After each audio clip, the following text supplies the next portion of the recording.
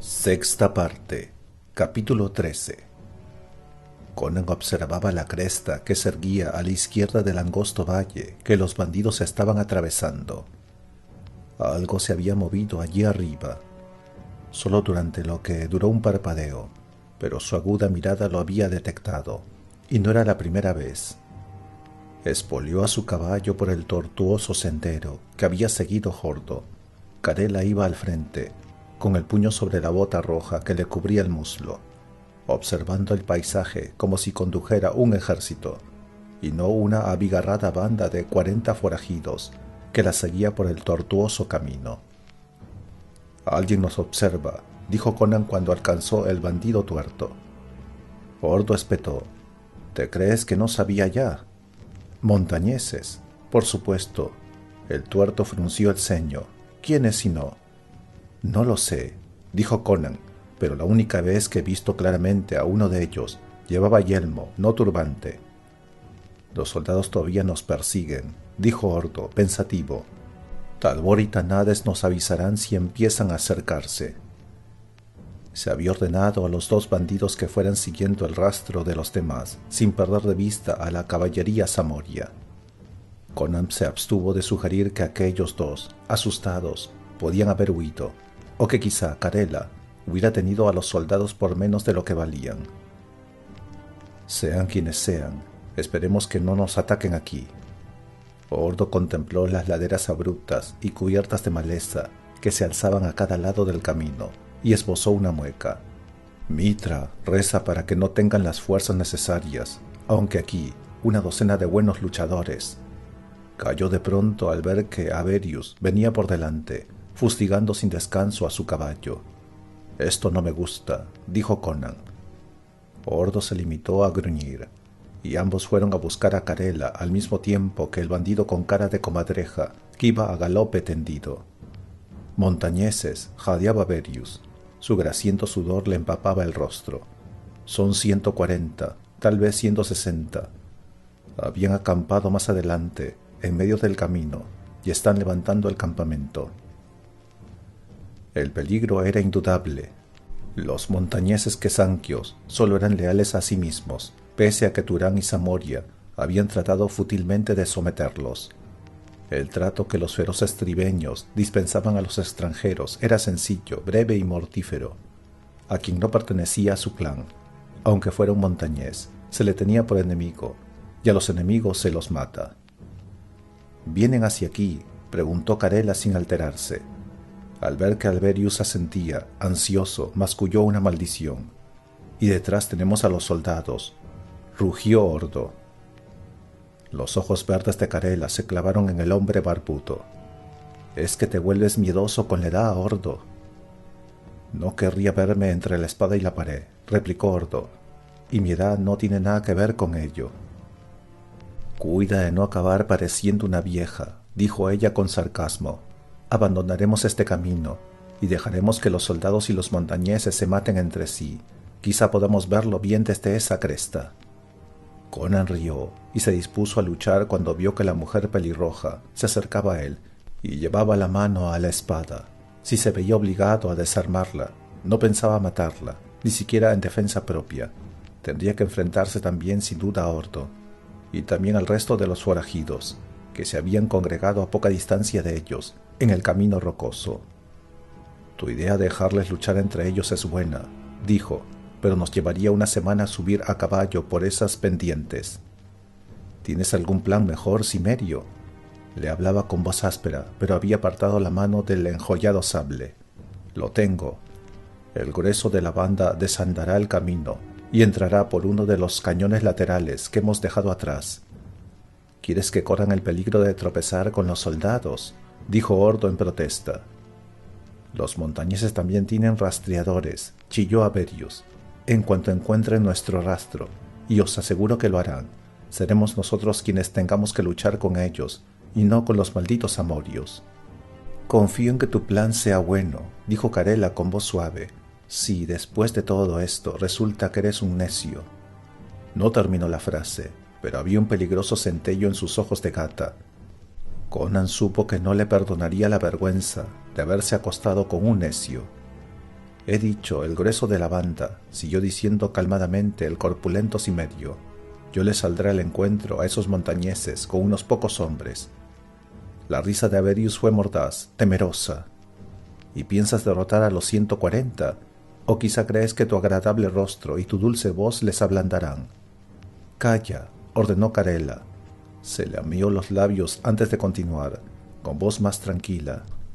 Sí eres necio, Conan. Eres en todo caso un necio valiente. Sigue hablando. Yo atacaré a los montañeses, es cierto, dijo Conan, pero en cuanto se aperciban de mi presencia, ya habré huido. Me seguirán, pasarán de largo ante el cañón por el que los demás os habréis desviado, y los guiaré directo hacia los soldados. Mientras luchen, yo y los que vayan conmigo, escaparemos y nos reuniremos contigo y los demás. O unos u otros se harán correas para la silla de montar con tus tripas, dijo Aberius rezongando. En ese caso, también se las harán con las tuyas, dijo Carela, y con las mías, porque tú y yo le acompañaremos. El pálido rostro del hombre se endureció, pero no dijo nada. Conan abrió la boca para protestar. Ella no le dejó. Yo dirijo esta banda, Cimerio, y no pondré en peligro a ningún hombre al mismo tiempo que yo cabalgue para salvarme. Acéptalo, o haré que te aten a tu silla de montar e irás con los otros. La risa estalló en el pecho de Conan. Ninguna otra espada querrá yo a mi lado tanto como la tuya. Es que había pensado que, si tú no estás allí, esos rufianes podrían seguir cabalgando por su cuenta hasta salir a la llanura. Tras unos momentos, ella empezó a reír también. No, Conan, porque saben que les perseguiría hasta la Jehana si lo hicieran. Además, Ordo tendría a raya a mis perros. ¿Qué te pasa a ti, oh barbudo? Ordo la miró con ojos sombríos. Donde el halcón rojo deba desenvainar su espada, dijo terminantemente, allí voy yo. Conan esperó otro arranque de genio de la bandida pelirroja, pero ésta seguía sentada en su silla, mirando a Ordo como si nunca lo hubiera visto. Al fin dijo, muy bien, aunque acabarás perdiendo el otro ojo si no me haces caso. Ordena a los demás que se pongan en camino. El tuerto sonrió fieramente, hizo dar media vuelta al caballo y se puso en marcha, camino abajo. Es un hombre bueno, dijo Conan en cuanto se hubo ido. Carela le miró con rabia. No me reprendas, Cimerio. El grupo de forajidos empezó a descender con gran estrépito por el tortuoso camino, y pronto se perdió de vista. Ordo espolió a su caballo y volvió al lugar donde le esperaban Conan y los otros. ¿Crees que los que nos vigilan van a intervenir en esto, Conan?, preguntó el barbudo forajido. ¿Quiénes nos vigilan?, preguntó Carela. Aberius gimió por lo bajo. Conan movía la cabeza negativamente. Unos hombres que estaban en la ladera, pero ahora no deben preocuparnos. Si fueran bastantes para atacarnos, ya lo sabríamos. Ordo, sabías esto y no me lo habías contado, le dijo Carela airada.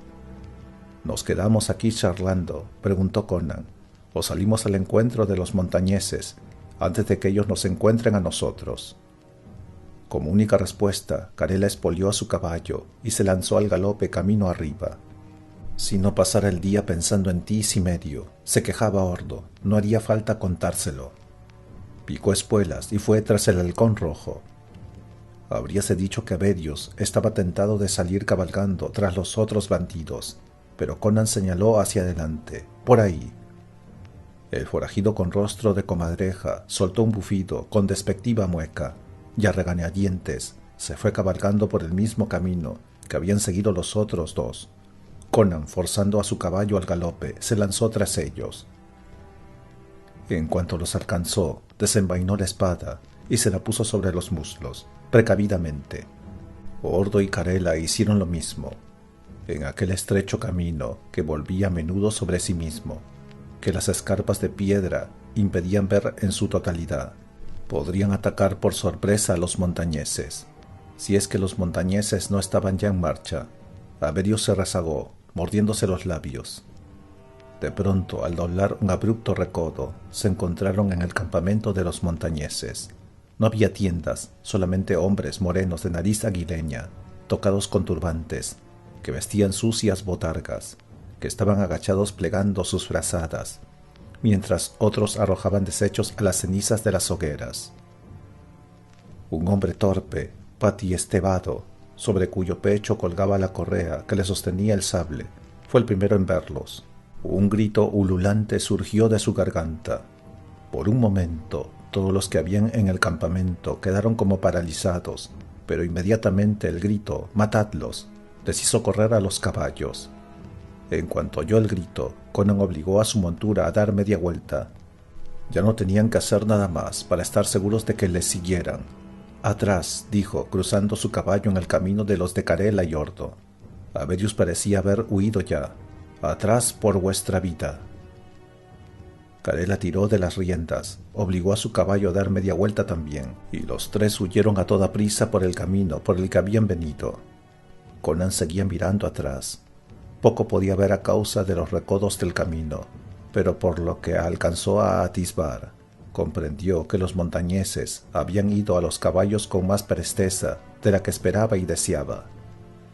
El jinete que iba en cabeza, un hombre membrudo, cuya barba había sido recortada y peinada a imitación de un par de cuernos, aparecía y desaparecía a medida que el camino serpenteaba entre peñascos y muros de roca.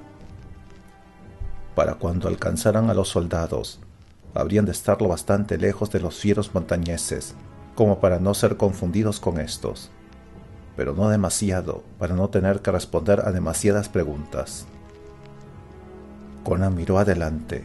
Carela forzaba más y más a su caballo negro, tanto como se lo permitía el camino, y Ordo le seguía de cerca, empleando la fusta para obligar a su montura a correr más. Si Conan ganaba para ellos una décima de clepsidra en alguna de aquellas angosturas, al cabalgar entre dos enormes y redondos peñascos, el cimerio tiró de pronto de las riendas. Con una rápida ojeada, vio que los otros no se habían dado cuenta, pero les alcanzaría en unos momentos. El montañés de la barba ahorquillada pasó galopando entre los peñascos con irresoluto grito de guerra, y el arma de Conan le partió por la mitad, turbante y cabeza, llegándole a los hombros.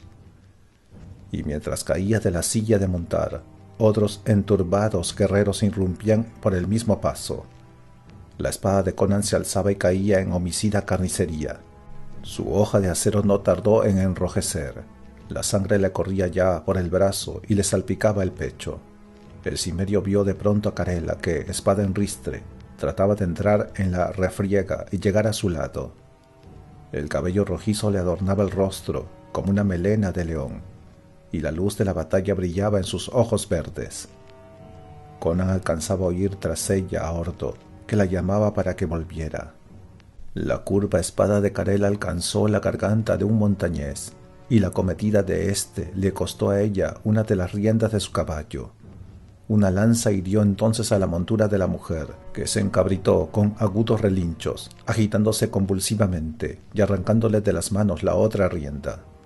«Ve por ella, Ordo», gritó Conan. Dio con el plano de la espada en la grupa del gran caballo negro, lo cual le costó una sangrienta herida, pues había dejado de prestar atención a los montañeses.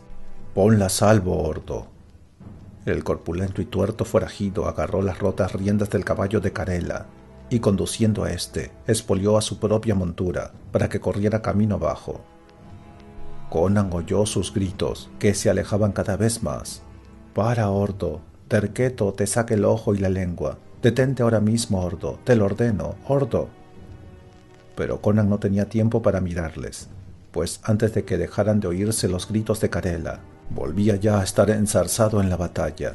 Los montañeses trataban de hacer valer el peso de su número, pero no más de 2 hombres podían pasar a la vez entre los 2 peñascos, y cuando lo intentaba un número mayor, caía ante la velocísima espada de Conan.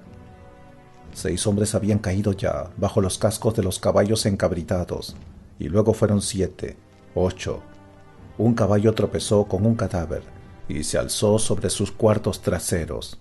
El salvaje mandoble que Conan quería propinarle al jinete de nariz aguileña medio cortó el cuello de la bestia. Esta cayó, pateando, bajo los cascos del siguiente animal, con lo cual este cayó también. Su jinete fue catapultado de la silla y acabó entregando su enturbada cabeza al sable del cimerio. El resto de los morenos jinetes retrocedió ante el sangriento paso, bloqueado ahora por un montón de muertos, alto como un hombre. Pero Conan supo, por sus sables alzados y sus amenazas, de lo que harían en cuanto le tuvieran en sus manos, que no se rendirían. Se marchó montado en su caballo. En cuanto se fuera, apartarían sin contemplaciones hombres y caballos muertos, y seguirían adelante para vengar su honor. Pero Conan habría ganado el tiempo que necesitaba. El cimerio hizo dar media vuelta a su caballo y lo espolió para que se lanzara al galope. A sus espaldas seguían oyéndose aquellos gritos que helaban la sangre. Capítulo 14. Cuando les alcanzó, Conan encontró a Carela conduciendo torpemente su caballo con una sola rienda, mientras que Ordo se esforzaba en evitar las salvajes miradas de ésta. «¿Dónde está Aberius?», dijo Conan. No había hallado traza alguna del hombre en todo el camino. Carela dirigió una mirada asesina al corpulento cimerio, pero no había tiempo para hablar, pues en el mismo momento en el que Conan abría la boca, doblaron un recodo y se vieron frente a frente con la columna de caballería samoria. El oficial que iba al frente de ésta alzó la mano para darles el alto. Algunos de sus hombres cubiertos con cotas de malla vieron la espada ensangrentada de Conan y desenvainaron la suya propia. «Salud, mi señor general», dijo Conan, inclinándose ante el oficial, fornido y curtido por el sol. Su armadura estaba demasiado abollada para ser la de un general, pensó Conan, pero la adulación nunca hace daño ni resulta exagerada, aunque quizá hubiera sido más apropiada la lisonja para el otro oficial que llegó entonces, esbelto y bello, aún polvoriento como iba. «Capitán», dijo el oficial más fornido, «no general, capitán Eranides». Conan tuvo que desear que los montañeses llegaran pronto. Los ojos oscuros que le miraban bajo aquel yelmo del penacho bermejo eran astutos. «¿Quiénes sois? ¿Y qué hacéis todos vosotros en los montes quesanquios?» «Me llamo Grato, noble capitán», dijo Conan, «antiguo guardián de una caravana proveniente de Sutalnapur, al igual que este hombre que se llama Claudo. Tuvimos la desgracia de tropezar con montañeses. Esta señora es Vanya, hija de Andías, un mercader de Turán, que viajaba con nosotros. Temo que nosotros tres hayamos sido los únicos sobrevivientes, y también que los montañeses nos pisen los talones, pues nos hace mucho he mirado a mis espaldas, y los he visto venir por el camino». «Hija de un mercader», cacareó el joven oficial, con esos ojos audaces. «Si esa moza es hija de un mercader, es que yo soy el rey de Turán». El capitán no decía nada. Conan se dio cuenta de que estaba observando sus reacciones. «¿Qué me dices, Grato? ¿Cuánto quieres por dejarme pasar una hora con esa ramera?» Conan se preparó, pues supuso que Carela desenvainaría la espada.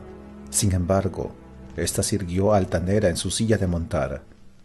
«Capitán Aranides», dijo con frialdad, «vais a permitir que este hombre me hable así. Aunque mi padre haya muerto, me quedan parientes cercanos a Yildiz, y he oído estos últimos meses que vuestro rey Tiridates quiere estar en buenas con Yildiz». El capitán siguió callando.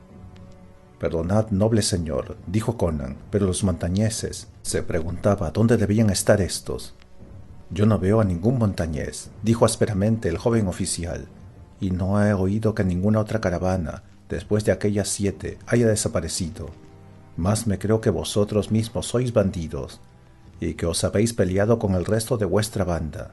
Quizás si os interrogamos os decidáis hablar. Unos cuantos bastonazos». «Cálmate, Aeranates», dijo el capitán. Luego dirigió una sonrisa amable a los 3 recién llegados. «No hables de esa manera. Estoy seguro de que estos infortunados nos dirán todo lo que saben, si nosotros tan solo…» La sonrisa se le heló en el rostro y luego se borró. «Seol», gritó con fortísima voz, «los habéis traído directo hacia nosotros». Conan miró por encima del hombre, y de haber osado habría gritado de júbilo, pues los montañeses venían a caballo en estupefacta pandilla, a ni siquiera 200 pasos de allí. Pero ya se desvanecía en estos la primera impresión de haber tropezado con los soldados, y agitaban curvos sables por encima de sus cabezas enturbadas. Llegaban hasta los oídos de la caballería gritos ululantes de desafío. «¿Nos retiramos?», preguntó nervioso a Aeranates. «Necio», le espetó el capitán de nariz aguileña. «Si damos la vuelta, nos caería encima por detrás como los buitres por la carroña». Ve pasando la orden, pero en silencio, de que no daré ninguna señal, pero que en cuanto salga cabalgando adelante, todos los hombres deben avanzar como si una lanza les persiguiera en las espaldas. Vamos, teniente». El esbelto oficial se lamió los labios y empezó a recorrer la columna. Aranides dedicó a Conan una mirada inquisidora, al tiempo que desenvainaba la espada. «Espero que sepas emplear ese acero, grandulón, pero en cualquier caso, no te alejes de mí. Si aún vivimos cuando esto termine, quiero hacerte más preguntas». «Por supuesto, noble capitán», dijo Conan, pero Aranides espoleaba ya su caballo y avanzaba. Aullando, la columna de caballería se arrojó tras él por el camino. Los montañeses cargaron con fuertes gritos, y al cabo de un instante ambas masas de hombres se enzarzaron en un torbellino de brillante acero y de sangre. Carela y Ordo se apartaron de la batalla y huyeron por una garganta que se bifurcaba del camino. Conan vacilaba, sin perder de vista la refriega. Aranides podía tratar de matarle si llegaba a enterarse de quién era él en realidad, pero la idea de asesinarle se le hizo repugnante al alto Cimerio. «Conan», llamó Ordo por encima del hombro, «¿a qué esperas? Ponte en marcha, antes de que alguien vea cómo nos largamos».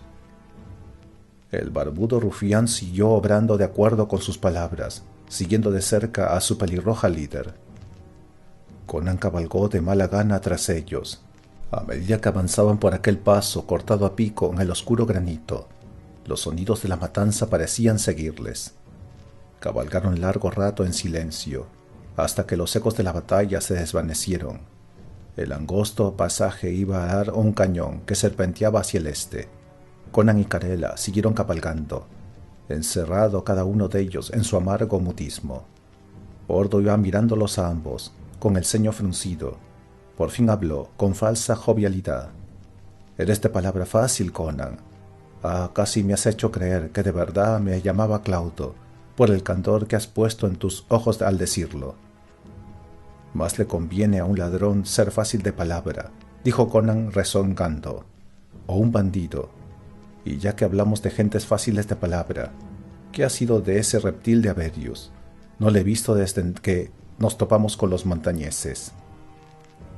Ordo rió forzadamente, al mismo tiempo que miraba preocupado a Carela, en cuyo rostro parecía acumularse nubes de tormenta como encima del horizonte. «Encontraremos ese cobarde en el camino, mucho más abajo. Dijo que nos estaba guardando las espaldas para que pudiéramos retirarnos con seguridad». Conan gruñó desde lo más profundo de su garganta. «Tendrías que haber degollado a ese cobarde. No es demasiado útil como para hacerle caso. Lo mandé a buscar al resto de la banda y a decirles que acamparan. Si llego a hacerme una idea de conjunto de esos cañones, pronto nos reuniremos con ellos. Esta es mi banda, Conan», gritó de pronto Carela. «Yo mando aquí, yo, el halcón rojo». «Bueno, si tú crees que hay que perdonarle a Aberius su cobardía», replicó Conan bruscamente, «perdónasela, pero yo no voy a cambiar de opinión». Ella trató de refrenar a su caballo para volverse hacia el Cimerio, pero como solo le quedaba una rienda, hizo tropezar a su gran corcel negro. La bandida pelirroja hizo un sonido que, si hubiera procedido de otra mujer, Conan habría calificado como gemido de frustración, pero por supuesto eso habría sido impropio de Carela. «Bárbaro necio», gritó, «¿qué derecho tenías a ordenar que me pusieran a mí a salvo? Le has dado a mis riendas a ese bufón tuerto. Has fustigado mi caballo como si yo fuera una esclava favorita a la que había que alejar del peligro». «¿Y eso es por eso que estás colérica?», dijo Conan incrédulo. «Con una rienda de menos habrías caído ante la espada del primer montañés. Tú tomaste esa decisión, ¿verdad? No tenías derecho a tomarla. Soy yo quien decido cuándo y dónde he de luchar y qué riesgos debo enfrentarme, solo yo». «Nunca había visto a nadie tan ingrato con quien le has salvado la vida», masculló Conan. Carela agitó el puño ante él, y su voz dejó paso a un rabioso aullido. «No necesito que me salves la vida, no quiero que me salves la vida. Tú menos que nadie. Júrame que no volverás a alzar una mano para salvarme la vida o la libertad. Júralo, Cimerio». «Lo juro», respondió airado, «por Cron lo juro». Carela asintió y obligó a su caballo a volver a ponerse en marcha. con violentas patadas y tirones de la única rienda. La desnuda roca parduzca por la que cabalgaban, que en algunos sitios formaba estratos de pálidos colores, acompañaba bien el humor de Conan. Ordo se demoró un poco para cabalgar al lado del musculoso joven. «Antes no me gustabas en absoluto, Conan», dijo el tuerto en un tono de voz que Carela no alcanzaba a oír. «Ahora sí me gustas, pero sigo diciendo lo mismo. Vete y déjanos». Conan le miró con ojo amargo. «Si alguien tiene que irse eres tú, y ella con el resto de su banda. Yo estaba buscando algo por aquí, ¿recuerdas? Ella no se irá, a pesar de los montañeses. Los soldados son los mismos demonios. Ese es el problema, o más bien una consecuencia del problema. Eso y este juramento y docenas de otras cosas. Ahora la emoción gobierna sus pensamientos y no al revés como antes. Me dan miedo las consecuencias de ese hecho». «Yo no he formulado ese juramento porque quisiera», replicó Conan. «Si crees que su carácter la lleva a la ruina, cuéntaselo a ella, no a mí». Las manos del bandido agarraron las riendas y hasta los nudillos estaban blancos. «Tú me gustas, Conan, pero si le causas algún mal a Carela, te destrozaré». Espolió a su caballo y los tres siguieron de nuevo adelante en pesado silencio. Largas sombras se alargaban ya por los valles que habían entre las montañas en el momento en que hallaron el campamento de los bandidos, entre grandes peñascos, al pie de un escarpado precipicio. Pese a la vigorizada frialdad del aire, las dispersas hogueras eran pequeñas, y las había encendido tan solo entre los peñascos, como para hacer más difícil el verlas. Habían levantado la tienda listada en rojo de Carela, casi al pie de la altísima pared rocosa. «Te veré en mi tienda, Conan», dijo la mujer pelirroja. Sin esperar respuesta, fue al galope hasta la tienda, dejó su caballo al cuidado de un bandido y entró en esta. Conan al desmontar se encontró con que un grupo de bandidos se congregaba alrededor de Ordo y de él mismo. Averius estaba entre ellos, aunque no era uno de los primeros. «Hola, Averius», dijo el cimerio, «me alegro de verte bien. Temía que te hubiesen herido mientras nos guardabas el camino». Algunos de aquellos hombres de áspero rostro contuvieron risas.